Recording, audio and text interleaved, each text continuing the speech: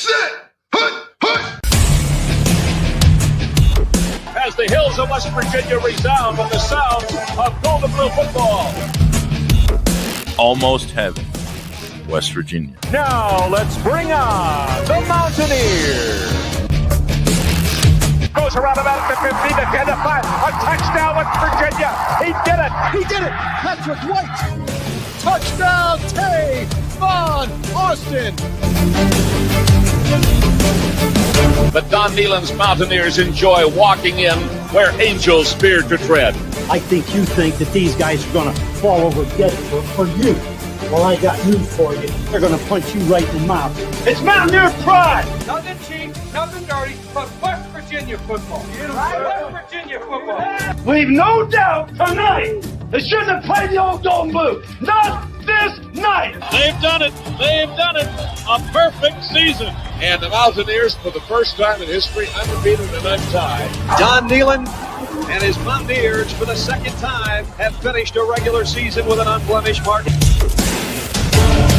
Ain't no stopping the gold and blue.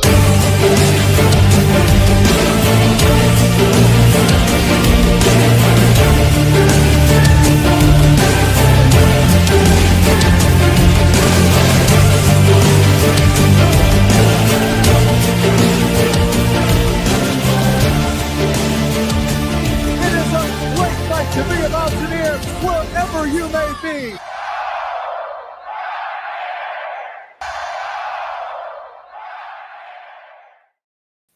What's going on, Mountaineer Nation? Welcome back into another live stream here on the Country Roads webcast, April 27th edition, and more positive football portal updates to discuss throughout this one, as we have multiple talented players coming in on visits. We can update our transfer target list here later in the stream, but also another commitment is the even bigger news, and it's at a position of need for West Virginia, as they're going to be adding a kicker with experience in Kade Hensley, who we'll talk about momentarily. No, I wanted to get a live stream out to you guys yesterday. I told you guys that I was going to try and come yesterday with a live stream and talk about some WVU basketball updates, but a couple of things made that not possible. Number one, there's not been a ton of news on the basketball side. Do have a couple of pieces of news as far as coach hirings that we want to detail the press releases of those towards the tail end of this stream. But the main reason why it was I had to work a little bit extra. I had some people call in and work, so I had to work a little bit extra tomorrow, so I didn't get a chance to. But the silver lining, I'm off today. Going to bring you guys multiple things of content today. This first live stream here in this morning, where we're talking mainly WVU football portal updates. And then, of course, the NFL destinations for the former Mountaineer players. Have some other stuff out throughout the day. And, of course, channel members. We're going to do the member monthly hangout stream for Almost Heaven members tonight, I think at 8 p.m. as the planned time for that. We'll see for sure. I'll put an announcement out on social media, but really appreciate you guys that are in here live or watching on a playback, either one. But if you are live and you're on Facebook and Twitch, be sure to come over to the Country Roads webcast YouTube channel so you can get access to those pre-recorded videos, podcast episodes where we keep you up to date on all things WVU football and then WVU basketball as well here on these streams. But if you watch on YouTube, whether live or on a playback, just take a second, hit that thumbs up button, help us out with that algorithm, help us find more Mountaineer fans like yourself. But multiple things to discuss here. We're going to discuss the commitment of Kade Hensley, the kicker. That'll be the first thing that we talk about here. Then I want to detail kind of the destinations of former Mountaineers, where they ended up. Of course, the NFL draft took place this weekend. You might have saw Wyatt Milum was selected. We'll talk about him briefly, but also multiple other Mountaineers signed deals to be undrafted free agents, get a chance to go to camp with some NFL teams and maybe have a chance to make the roster. Depending on how that turns out, we'll update you with the destination of each one of those as well. So that's what we'll kind of lead off with here, is those couple of things. I see some people hopping in the chat here. Appreciate you guys being with me here, even though it's early on a Sunday morning here. What's going on, Matt Dix? Good to see you. Happy Sunday to you as well, brother. I got a super chat from WVYman82. Always appreciate you, man. He's a channel member here. Says, be sure to smash that like button and subscribe. A great reminder. And yes, if you guys would, doesn't cost you anything, and it's only going to help you keep up to date with the WVU football roster and all this transfer portal madness that's happening. But it's positive news here on the football side for this one, at least. Tosh Miller says Sam Alexis from Florida committed to Indiana. Appreciate that, Tosh. I saw that updated I'll try and pull up the basketball transfer portal tracker towards the tail end when we do those little basketball updates, because I did see that and put it onto the tracker, and I think I might clear that off and try and remove some of the names that have committed elsewhere after I show you guys where those destinations ended up being for sure. But let's see what we got here. Let's talk about Kade Hensley, the transfer kicker. We know West Virginia needed someone to come in and compete to be, the place kicker. And I think Kade Hensley is going to give them a great addition to be able to do just that. Multiple years of college experience over at Coastal Carolina. And you saw him yesterday put out, he was excited to announce, I've taken a full scholarship opportunity at West Virginia. Almost heaven, tagging the two special teams coaches there, Tucker Donati and Pat Kirkland. And there, of course, is his commitment graphic. And if you want to follow him there, you can on X at Kade Hensley 2. So let's talk a little bit about his game. Let's pull up his stats here on ESPN, and then we'll highlight him from his bio there at Coastal Carolina as well. 5'10", 190-pound kicker, will be his final year of eligibility. He's playing out here at WVU. While he was at Coastal Carolina, though, never missed an extra point, so that's great. 100% on extra points and 84% on his field goal attempts is pretty good as well, along with 49. But, I think that having the accuracy is probably more important with this addition if this is going to be someone that's going to be your main place kicker throughout the season, which I think Hensley has a great shot to be that. In my opinion, he probably will be. But, with a long of 49, if he can't hit, 50 plus, we know we do got some guys on the roster that have strong legs that he'll be competing with that maybe could be the specialist if you need to kick, something, 50 plus yards or something like that. But Kade Hensley, though, I think you see here, he's someone that's continued to improve throughout his career. Look at his field goal percentage numbers each year from 73 to 77 to all the way up to 84 this past season when he went 16 of 19. He was 6 of 6 from 20 to 29, 5 of 6 from 30 to 39, and 5 of 6 from 40 to 49 yard range. So don't get it twisted by what I said there earlier, just because as long as 49, he's consistent there, though, from 40 to 49. He only missed one, was over one from beyond 50 yards, though. But great numbers with 84% field goal rate and the 100% on extra points. And if you check out his bio here on the Coastal Carolina site, we can see that he was highly regarded coming out of high school as well. If you scroll down here to his bio, he was a 5-star kicker and punter, rated that by Cole's Kicking, rated as the number 11 kicker in the class of 2021, was also a number 59 punter. So he was one of those guys that did both. Tons of accolades here. If you look throughout the rest of this list here on his bio, but those were a couple that I wanted to highlight. So I like this addition, and let's pull up our transfer portal tracker here, talk about his addition as we add him to our transfer in list, because I think you see him now joining the group that includes offensive lineman Mikel Clay, who was the first, and we had tight end Grayson Barnes from Northern Illinois, cornerback Nick Taylor from App State, wide receiver Christian Hamilton from UNC, defensive lineman Eddie Kelly from Missouri, most recently linebacker Ben Bogle from Southern Illinois, offensive lineman Josh Isosi from Oklahoma, and now kicker Kade Hensley from Coastal Carolina. That's the transfer in list thus far for WVU that I think is going to continue to grow here in the coming days. But when I look at Kade Hensley, I think that he feels a need for West Virginia, as most of these transfers that have joined already committing to the Mountaineers have. They've definitely done a good job of targeting the positions of need. We know they brought in Ethan Head in the last transfer portal cycle, the kicker from Tulane, but he is more of the kickoff specialist. I think he'll continue to hold that role for WVU, and I think Kade Hensley will probably be the day one starter as the place kicker. That's my bold prediction here after his transfer in to West Virginia after multiple years there at Coastal Carolina. So that's what we have there as far as the transfer in update. We did have one update here as I'm trying to keep you guys up to date with the landing spots of former Mountaineers on the transfer out list. Justin Terry, the offensive lineman, actually committed to Ohio State. So he'll be joining another former Mountaineer, CJ Donaldson, who transferred in there at the last cycle. But we talked about the updates on the destinations of the other Mountaineers on the previous one. But Justin Terry was the only one I've seen since then as far as the transfer out list. But the more important and impactful news for West Virginia this upcoming season, of course, is the addition of Kade Hensley to the transfer in list.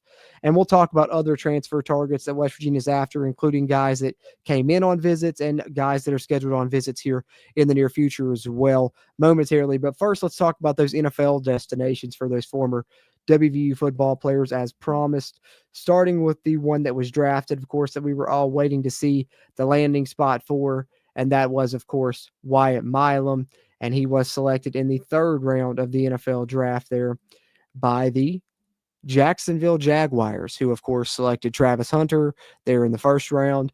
They also ended up with the running back from Virginia Tech, Michael Tootin, funny enough.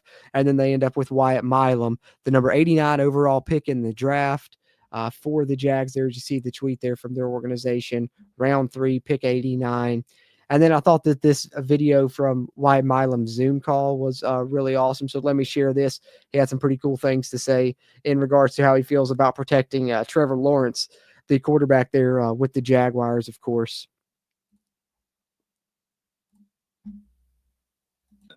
When you see me go out there on the field, you're going to see someone that loves the game of football, someone that enjoys it.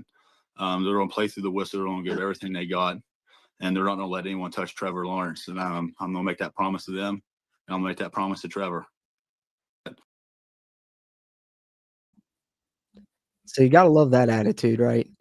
Got to love that attitude of not going to let anyone touch the quarterback there, and I'm promising the organization that and him, himself that as well. So pretty good stuff there from Wyatt Milum, who, of course, lands with the Jacksonville Jaguars, was the only Mountaineer drafted, but we've had multiple sign as undrafted free agents. So let's talk about those in the landing spots for these former Mountaineers. WVU football sharing these on social media. Austin Brinkman, the long snapper that I think has a chance to make a roster. He was a very good long snapper. He signs with the Houston Texans. There is his landing spot there. Then we had this one, of course, I think will be of interest to everyone as well, because we were all curious to see where Garrett Green would end up since he was switching to receiver. We'll be playing wide receiver with the Buccaneers, which is interesting, I think, on two fronts, because number one, that's Blaine Stewart, where he just went, of course, when he moved on from WVU, took an NFL job with the Bucs. So Blaine Stewart is there. And then also, I do believe Garrett Green wore number 6 because he was a fan of Baker Mayfield. Now has a chance to maybe be one of his receivers there, catching passes from him, at least in camp. And hopefully, fingers crossed, Garrett Green really impresses there and makes the roster. That would be really cool to see. But he'll be playing wide receiver for the Bucs in camp. That was his destination there as an undrafted free agent. Next up, we have TJ Jackson, who really made a huge impact on the defensive line for WVU this season, and he ends up signing with the Seattle Seahawks as an undrafted free agent there, and will try make an impact on their defensive line as well. The landing spot for TJ Jackson, who had a phenomenal season this year. West Virginia's defense struggled overall, but he was one of the very few bright spots on that defense. And I think as at times was Fatorma Mulba, especially stuff in the run.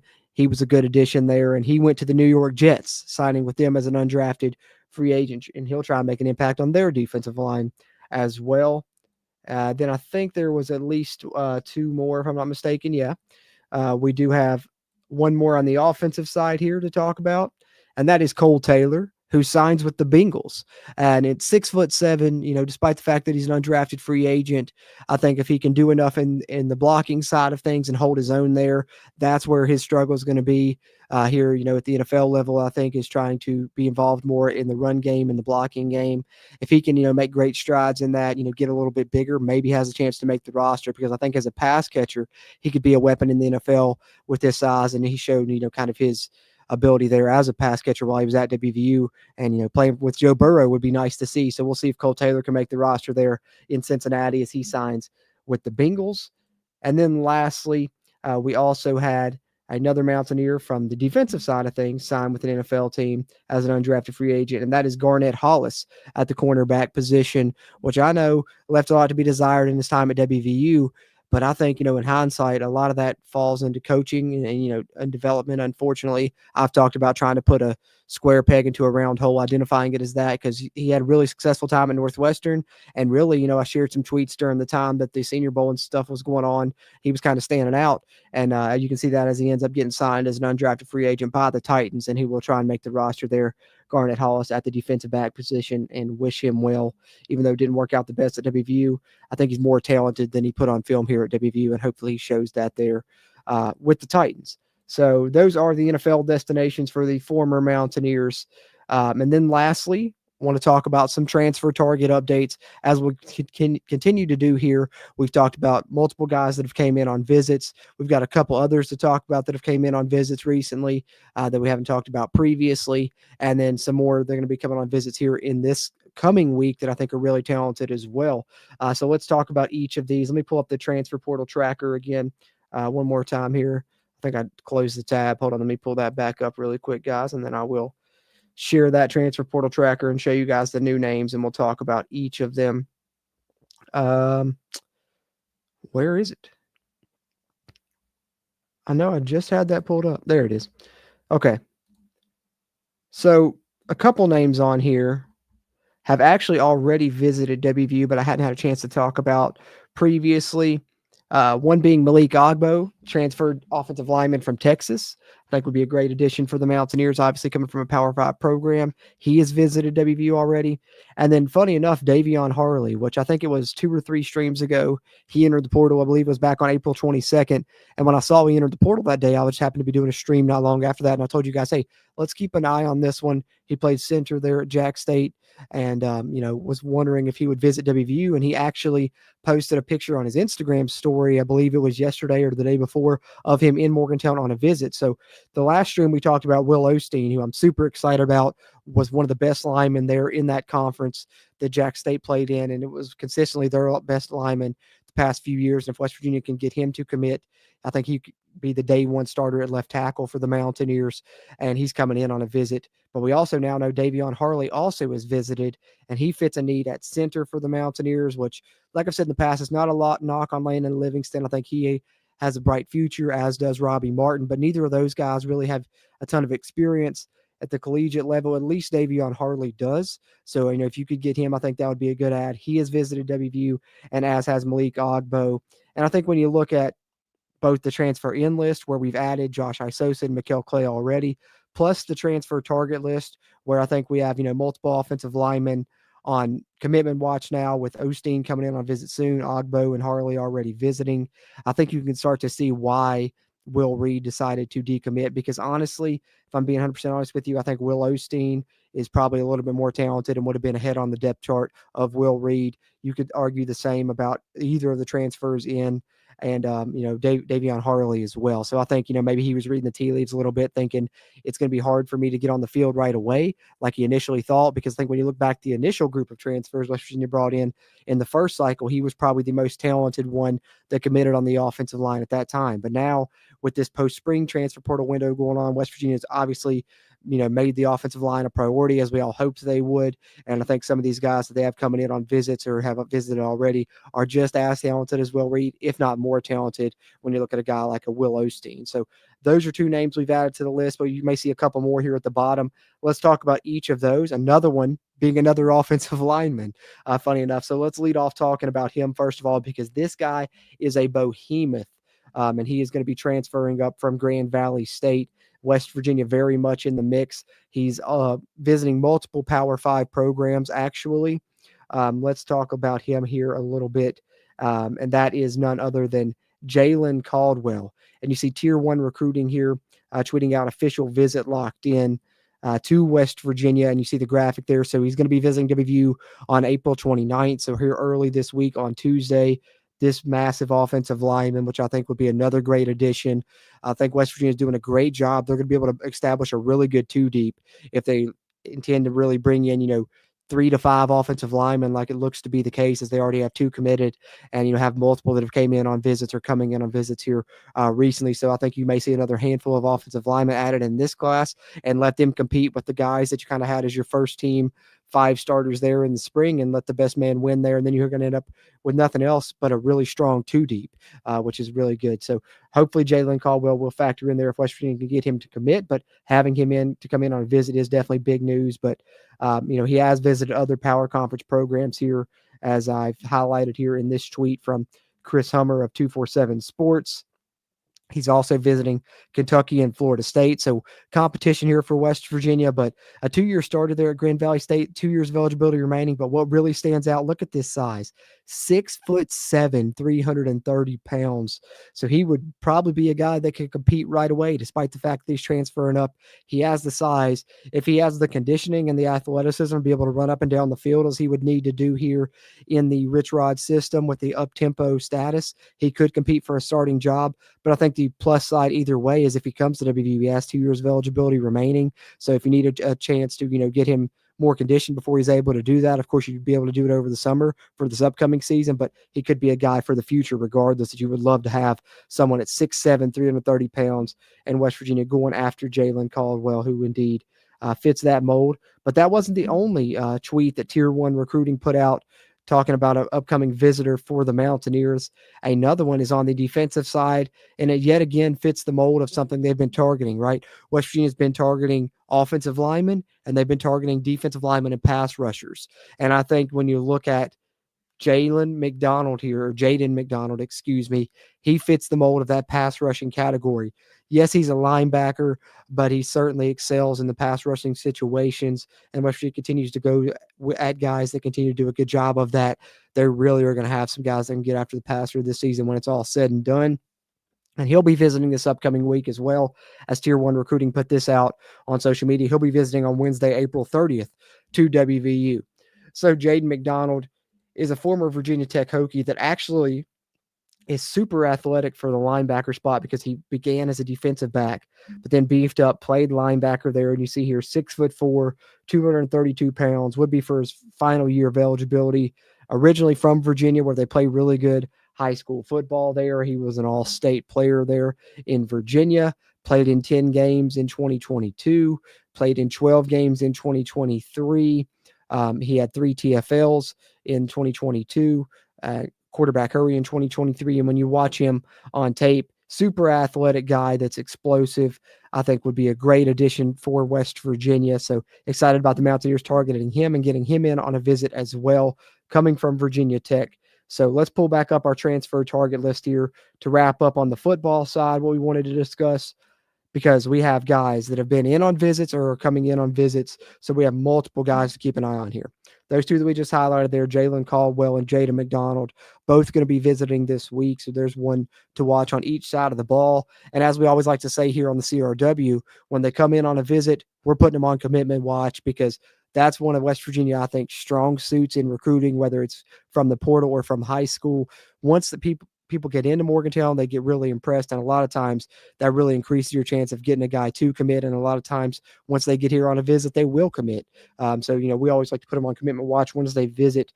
And so right here, when you look at these guys towards the bottom part of this list, Will Osteen coming in on a visit really soon. I have him on commitment watch, and I actually feel fairly confident about that one because of the connections, because of how he could step in day one, be an instant starter at the tackle spot, improve his draft stock, which, he definitely has from being a really good player there at Jack State. But if he can come do it at power conference level, I think he's got a great chance to come to WVU. So I'm keeping a really keen eye on that one. Definitely on commitment watch.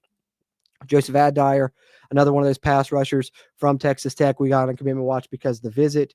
Malik Ogbo, the offensive lineman from Texas, visited, I think it's about a week or so ago now.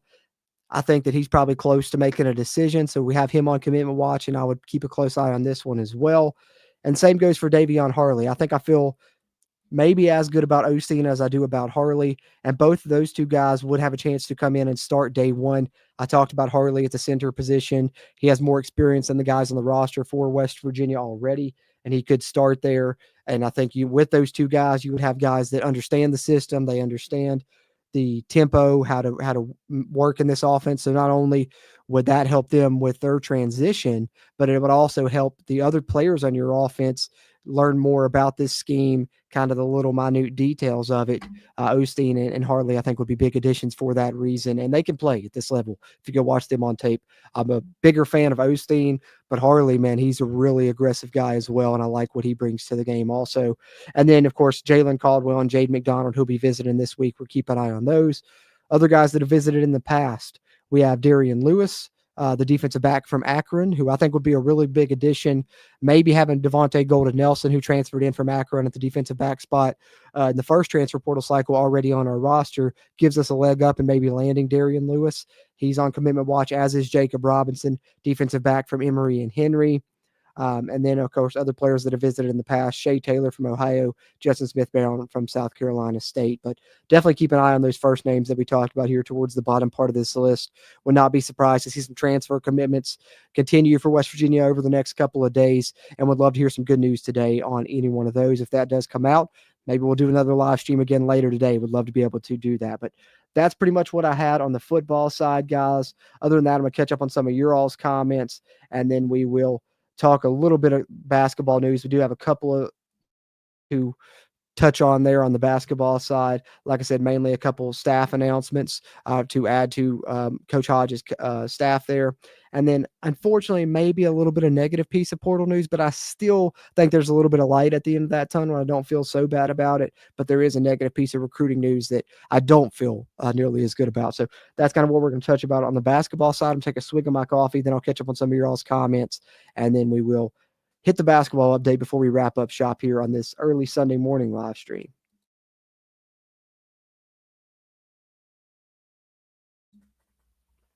All right, so let's see. Matt Dix says, I see tons and tons of visits, and that's the first step I know. But the transfers are dwindling down. The top schools pay the best players, and they go quickly. That's why you got to get in early on these guys. And I think that's why a lot of times you see it happen kind of fast, right? Like a guy will enter the portal, and then you'll see either that day or the next day he's already scheduled a visit to WVU, or sometimes he's there within a couple of days. I think that's one of the names of the games right here, because a lot of people have equated the portal to speed dating. Yeah, the top schools are always going to get their guys because they can pay them, but sometimes you can beat them to the punch and you get them in, you impress them on a visit, and you get these guys to commit before they have a chance to. And in a lot of cases, you go ahead and have them sign while they're here, so that way that's kind of more locked in, which we've done with a couple of these transfer commits. I got to shave my mustache; it's scratching my nose to death right now. Matt Dix says, have we heard about Smurf Millender yet? Got an update on that momentarily, Matt. I'll get to that and address that briefly. Appreciate the question. Matt also says we needed a kicker, and that will go a long, long way. When you don't have a quick kicker, you usually don't win close games. Agree. Definitely needed to replace Michael Hayes, who I thought did a good job transferring in. So hopefully we get as good of a job here from Kade Hensley. But glad to see us add him. I actually really like some of the young guys that West Virginia has at kicker, but they're just really green, like RJ Cochan. I think he has a really strong leg. Maybe he'll compete with Hensley. I think Hensley will definitely be the starter there. And I think it's nice that we have a guy that specifically specializes in kickoff specialists as well with Ethan Head that we brought in originally. We won't have, a guy with a tired leg out there trying to do it because kickoffs were an issue. I think that was a lot of course, a schematic detail by Neil Brown that caused that issue. But nonetheless, I like having a guy that's just a specialist there and a guy that's a place kicker now in Hensley as well.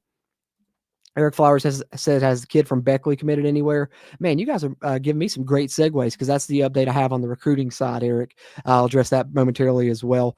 Braden Hawthorne there, I'm sure you're talking about. But yeah, appreciate you as always, Eric. We'll talk about that momentarily. Matthew says, any guesses on the tweet by Coach Trickett that I sent you on Twitter last night? So now I know your identity. I know your name's Matthew now. Just kidding, man. I'm just messing with you. But I do have one guess personally. At least maybe it's just wishful thinking. But I'm hoping it has something to do with Legend Bay because, of course, we know he visited around the springtime. That would be awesome news if it is Legend Bay. But I'm sure we'll get news out maybe today then, because usually once he tweets that GIF, it's not long after that the news is announced. There's been times they tweet that GIF and then it's a week or two, but I think hopefully it's short order. We'll find out who that recruit is, from the high school ranks that's probably committed due to that Travis Trickett gift. But I would love to see it be Legend Bay, Matthew. Appreciate you as always and love interacting with you there on social media, man. Matt Dick says the Jaguars got a hell of a class. They did, man. They did. And I think Wyatt's going to be an awesome piece. I know there was a lot of talk, and I think one reason he dropped to the third round is because maybe having to move into the interior because of, his arm length or something like that. That was one of the things. And he had to play in the interior some at the Senior Bowl, and that's kind of why he struggled. Another reason why he dropped. But I'm hoping that when he gets into camp there, the Jags give him a shot at tackle, because if they do, I think they'll be impressed, and I think he'll fit better there. But even if he does have to transition inside, I still think Wyatt Milum's going to have a hell of an NFL career there with the NFL Jaguars.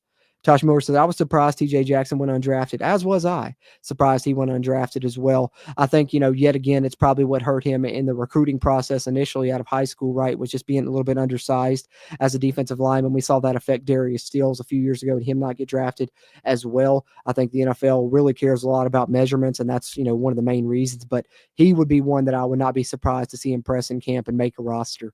TJ Jackson's very talented for sure.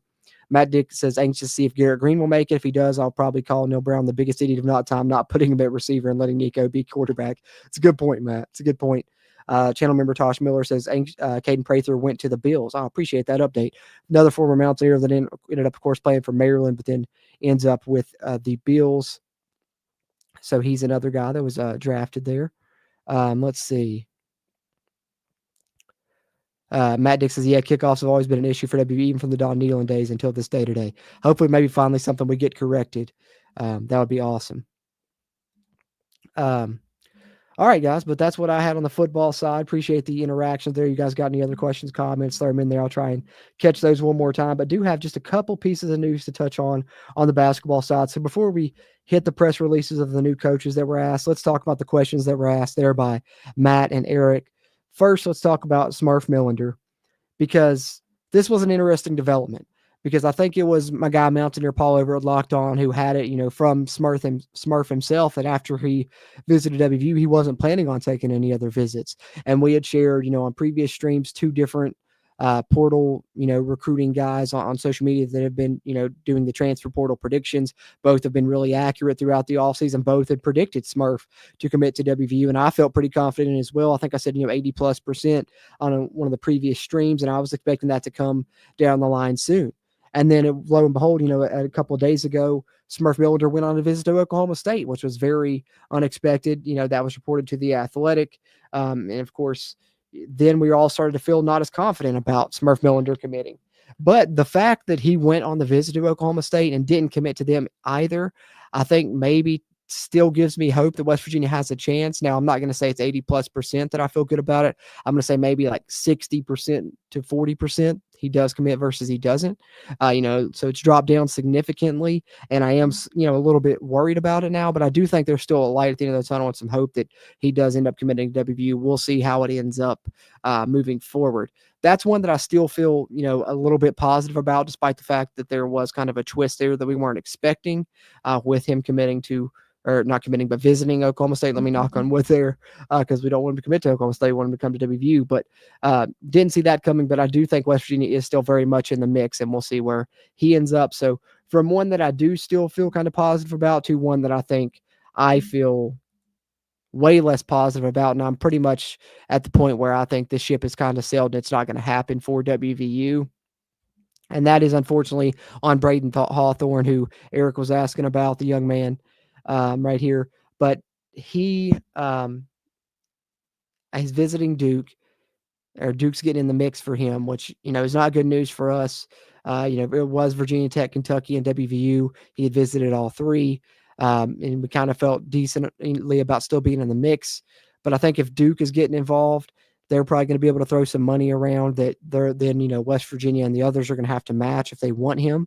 And I think right now West Virginia is probably not in a position to be able to do that because of, what they've already spent on a lot of these portal acquisitions, as they've gotten some really, high level top line portal players who, demand a good bit of money. And so I think, with the high school additions that they're going to have to kind of bring in at kind of the minimum rate, so to speak, right? And if Duke's going after Braden Hawthorne, they can probably give him a decent amount of money. Maybe the same goes for Kentucky. So I would be really surprised at this point if Braden Hawthorne ends up at WVU. I think that it's not going to happen, guys. I think you have, the high school addition of DJ Thomas that we've brought in. And another one that we're targeting that I think would be really nice is there's a decommit from Xavier. Funny enough, kind of what happened last year. Jonathan Powell decommitted from Xavier, ended up at WVU. There's another one that's a really high-rated recruit in this class that would be a true freshman that the Mountaineers could add. I think if West Virginia adds another freshman, it's more likely to be him than Hawthorne. I don't think Hawthorne's going to happen. So that's the kind of recruiting and portal update I had for the basketball side. One with still a little bit of light at the end of the tunnel, one that I think the ship is sailed on, unfortunately. But still a little bit of silver lining there in the fact that West Virginia is in the mix for a really high-rated recruit out of high school that just decommitted from Xavier that I think they could bring in addition to DJ Thomas, that maybe they'll add another high school player to this roster. But West Virginia has added coaches to the coaching staff as well. So let's talk a little bit about them. Mike Randall, we mentioned him on the previous stream, but didn't get a chance to share his press release and wanted to come out and do that. He is another assistant coach joining Phil Forte and Jace Hurl, announced by Ross Hodge this previous week. Mike Randall is a native of Houston, Texas, spent the last 2 seasons as an assistant coach at North Texas. He has 11 years of coaching experience under his belt. We get Coach Hodge's statement here. Mike is one of the best up-and-coming coaches in America. He's an elite relationship builder and has made powerful connections nationally. He's a tireless worker and pours his heart into mentoring young men. And then, of course, the North Texas stats. I won't read through those because we have on previous of these press release readings of these coaching editions. But we get Mike Randall's statement here, and he says, "I'm humbled and honored to be joining West Virginia basketball family. I want to thank Coach Ross Hodge and the administration for a tremendous opportunity." A little bit of his bio here. Prior to becoming a college coach, he was an assistant coach at Cornerstone Christian in San Antonio and postgraduate prep school, DME Academy in Daytona Beach, Florida. He's a 2015 graduate of Eastern New Mexico State and began his playing career at Paris Junior College, which I guess that's where he crossed paths with Ross Hodge. That's one of the JUCOs that he coached. He led them to the region Region 14 conference championship, and he has had great success there with his time in North Texas and his other stops there. So glad to have Mike Randall on the staff as well, joining Coach Hodge's staff there.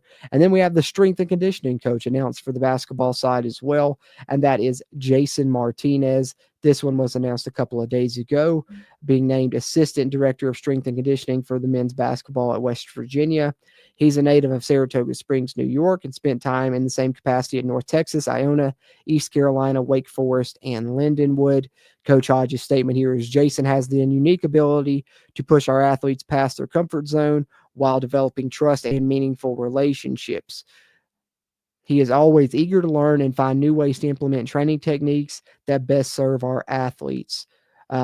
He previously worked with the men's basketball programs at East Carolina, Wake Forest, and Lindenwood.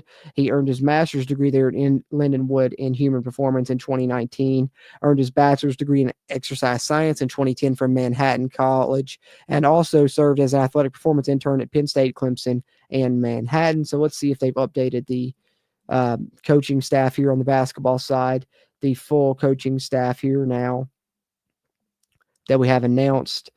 We've went over the press release for each. Of course, Ross Hodge, Phil Forte, Jace Hurl, Mike Randall, and then Sean McClurg and Jason Martinez we've announced as well in the past. So there's the staff update there on the basketball side, and that's pretty much all I had for this stream. Some really positive portal updates for the football side, both with the commitment of Kade Hensley at the kicker position and some others that I feel really excited about that have visited or will be visiting, especially along that offensive line. I think we got some guys that can come in and compete for starting jobs and maybe earn some in some cases.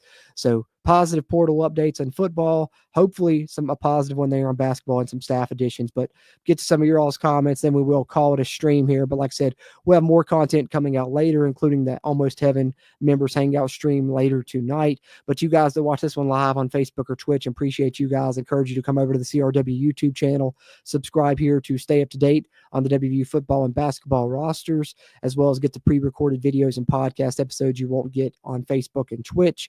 But those of you here on YouTube, whether watching live or on a playback, take a second, hit that thumbs up button, help us out, and be sure you're subscribed as well so you can be notified when we do go live like this. If you didn't get a chance to chat there in the live chat, be sure to throw your thoughts in the comments. Appreciate those interactions as well.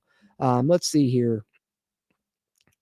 Matthew says, if it is Legend Bay, him and Hughley would be huge as far as QBs go for next year. Yeah, that would be amazing. I know West Virginia is trying to take two quarterbacks. Hughley was a really good addition. You guys have heard me rave about Legend Bay in the past, so having both them in the fold would be tremendous. I like all the quarterbacks West Virginia is targeting, though. They brought in a really good one in Hughley. Bay's my favorite that I would love to see them bring in. He's my number one there at the quarterback targets, but I think there's multiple others. If it isn't Legend Bay, we'll see what happens, though. But, I feel good about the quarterback room for the future for WVU for sure, regardless, Matthew. That's a great point.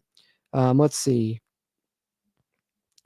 WVU baseball going for the sweep of UCF today. Matt Dick says, yeah, always got to highlight the WVU baseball team and the great year they're having, 36-5.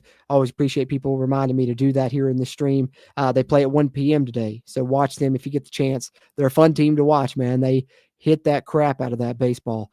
So 36-5 and looking like they got a chance to host a regional. Definitely let's support the WVU baseball team who is awesome here.